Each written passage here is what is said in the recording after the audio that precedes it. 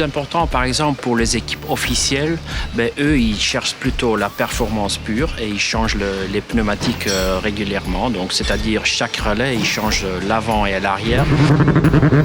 Eh bien, on attend deux choses qui peuvent être diamétralement opposées.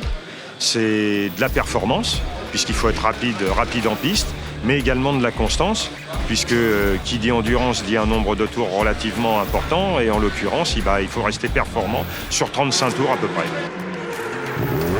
Déjà, c'est l'un des choix les plus importants qu'on peut avoir à faire en tant que pilote et en tant qu'équipe. Au bon moment surtout, puisqu'en fonction des évolutions de la piste, que ce soit très chaude ou alors un peu plus fraîche, je pense notamment pendant la nuit, etc. Il faut avoir les bons choix de pneumatiques.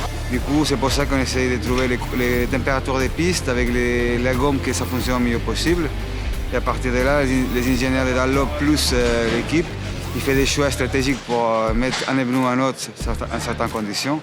Ça, c'est un long travail. Heureusement, on a les essais Frémant qui nous permettent en général d'essayer un petit peu toute la gamme pneumatique, où on prend des notes en fonction des différentes températures de piste, puisqu'en fait, c'est ça qui va être déterminant pour savoir quel pneu on va utiliser.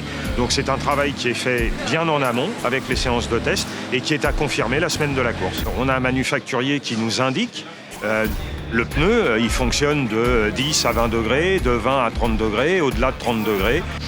Ici, au Mans, aux 24 heures, il peut y avoir différentes conditions météo. C'est-à-dire qu'il peut faire très très chaud, comme aujourd'hui, et les jours qui suivent. Et surtout, ici, on a déjà eu des conditions beaucoup plus froides, mais le but, c'est d'avoir des pneus qui sont adaptés à chaque condition et pour être performants dans chaque condition.